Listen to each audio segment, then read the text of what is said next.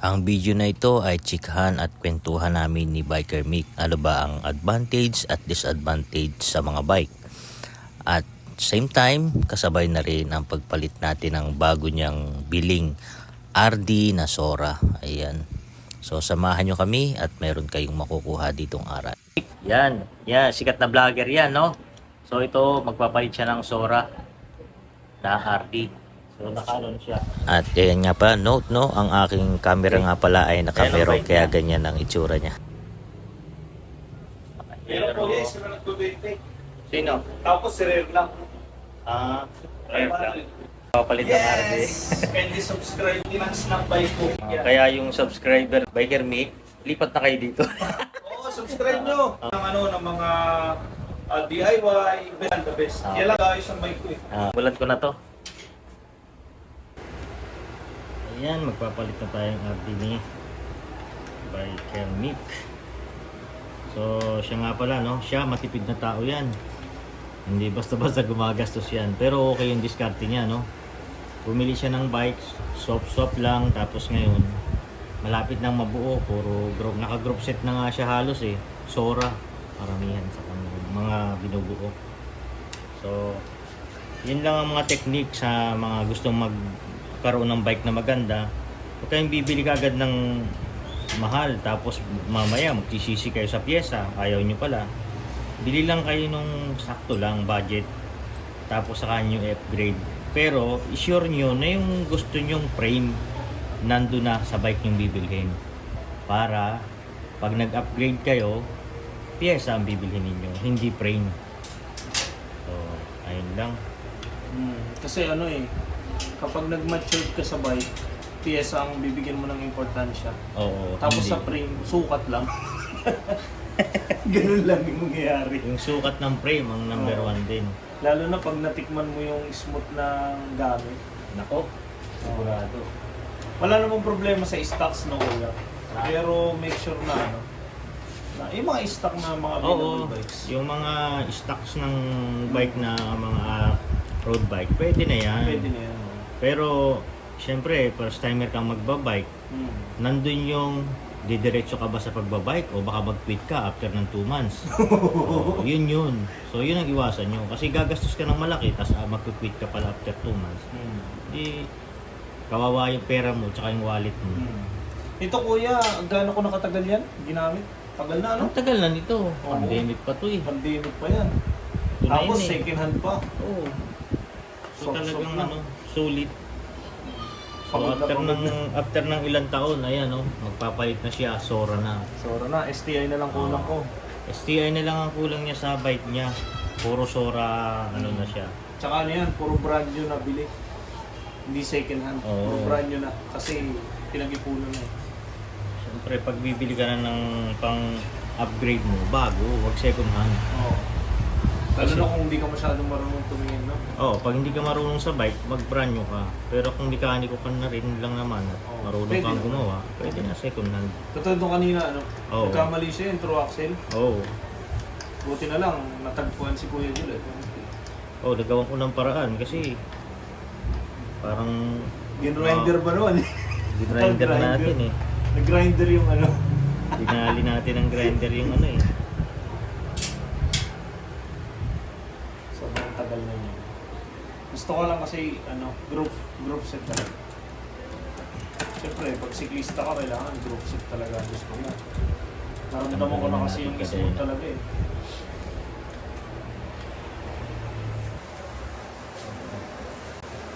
So ayan. Ang bagong RD. Sarap nito. STI na lang kulang. Kompleto na. Ito na. Hindi na umalis. Saglit na ikabit yan eh. Saglit lang to. Kailangan mabinyagan sa MOA. Oo, mawagan na kami Sabado. Sama mo uli yung inano mo. Shoutout nga pala doon sa tabi. Yung Sa dalawa. dalawang sinama nito kanina. Grabe yung ginawa nito. Nahingi ng pahinga, ayaw pagpahingahin yung dalawa. Putlang-putla yung dalawa eh. Parang matutumba ron sa kalsada eh. Okay, solid yan mga parts.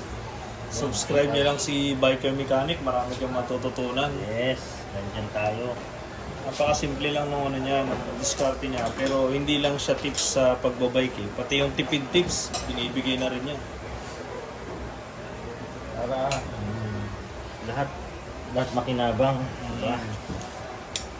Subscribe niyo, mga subscriber ko niya. Shoutout sa mga laging naghahanap sa akin. Kuya July, ito po oh. Lagi niyo hinahanap to, di ba? Comment lang po kayo sa ano niya, YouTube niya. Active yan sa YouTube. Mukhang maraming ano na, galit na sa akin. Kanina sa MOA, nagbablog ako. Hinahanap siya eh. Ayan, pag magkakabit nga pala kayo ng RD, isi-set nyo na kagad yung cambio kung saan nakatapat. Ayan, katulad niya. Wala pa yung kadena, siniset ko na siya. Para pag kinabit natin yung kadena, kunting adjustment na lang. Pasok na kagad. High in low yan na tinatawag. Ito yung low. May video na ako nito paano magtono. So panoorin nyo na lang Sa isang video.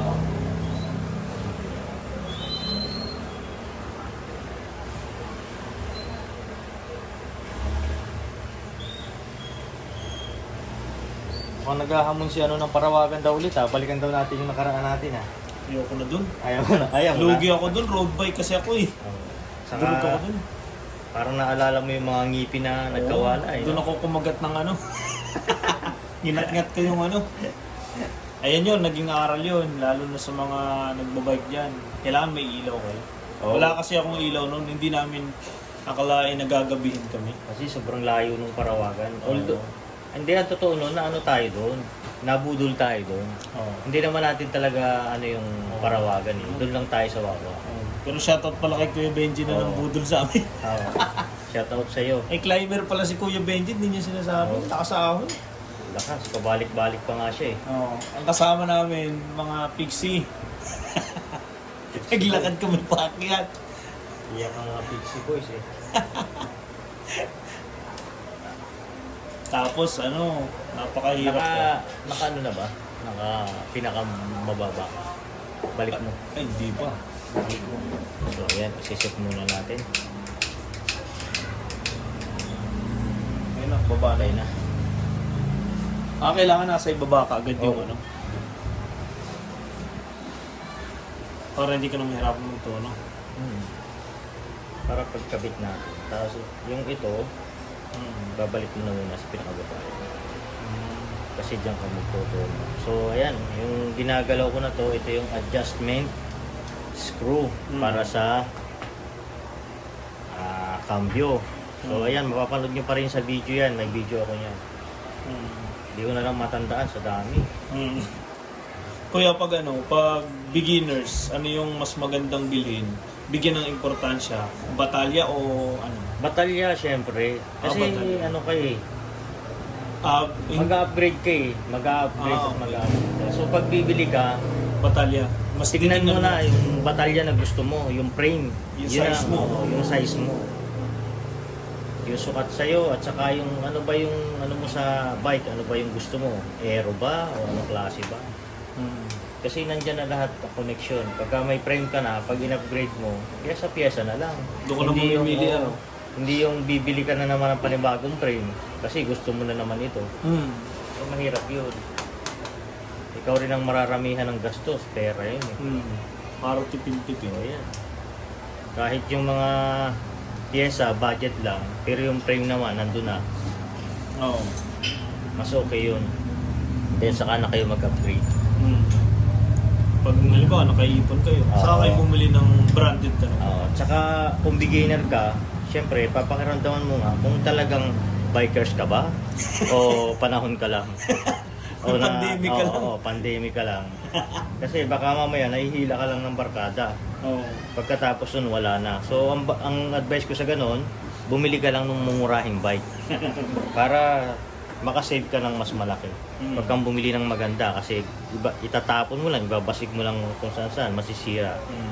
Sa bibenta mo na lang, Hanggang napakahirap bibenta mo. bumili ng bahay. Oo, napaka ano kayo. Kumanap ng bahay, mahirap yun. So kung seryoso kang biker, talagang ano ka, bumili ka na ng magandang klase na frame. Hmm.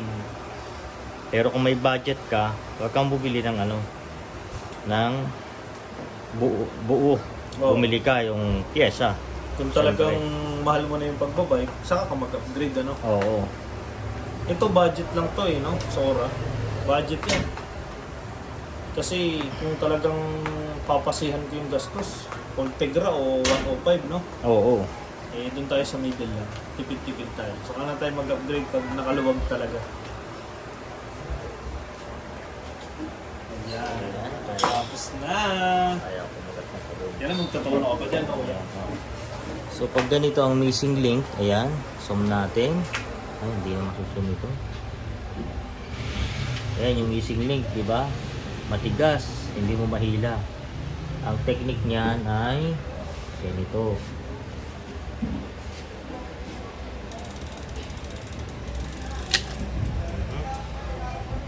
Mapas, magagasgas ang crank. My goodness. Take note, bago pa lang yan.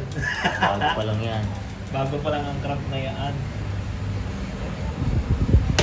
Yun. Yun.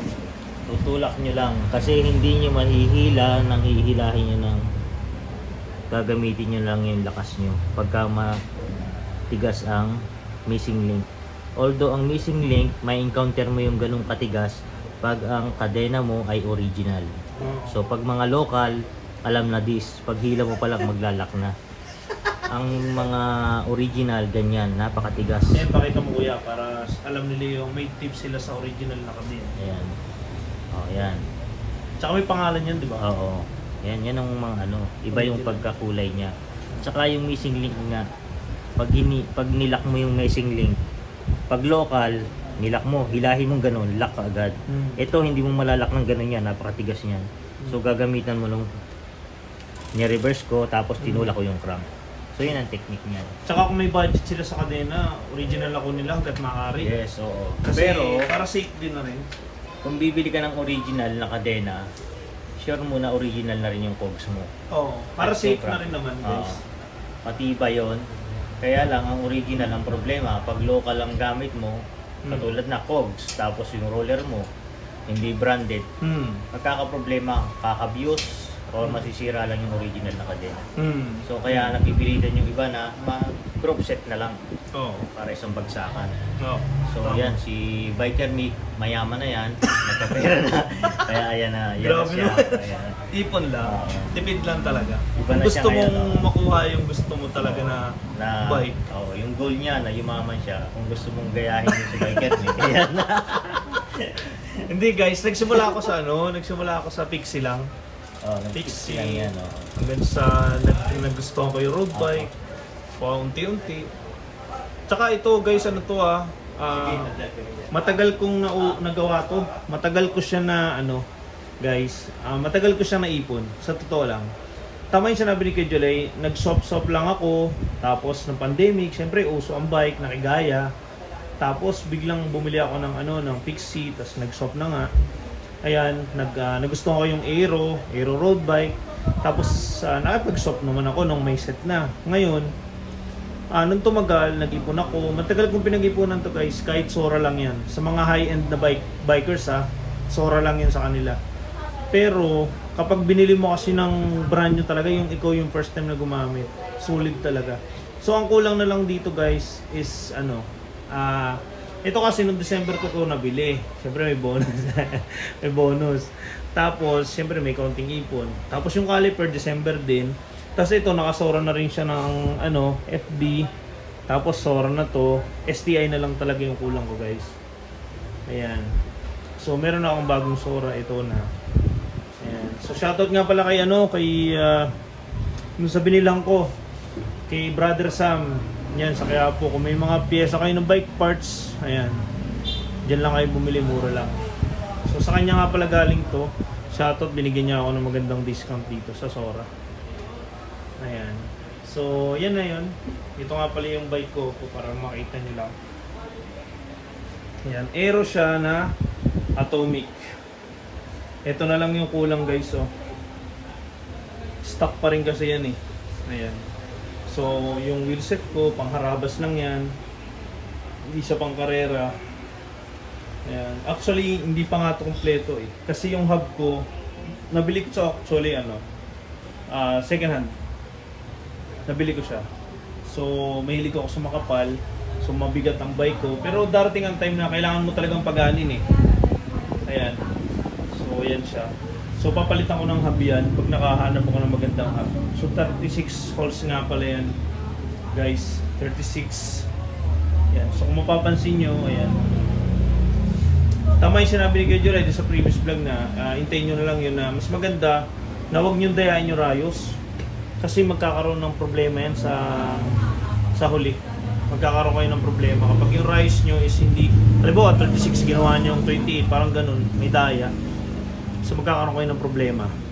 Magiging oblong yan guys. At ayan, dyan nagtatapos ang video na to. At bagaman wala tayong aktual na tutorial, pero matututo kayo sa aming mga kwentuhan at sharing ng mga bagay-bagay about sa bike. At siya nga po pala, bago ko makalimutan, pa-subscribe naman po ako sa aking YouTube channel.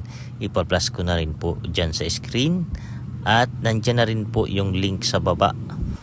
On behalf of Biker Mick and ako na si Biker Mechanic, thank you!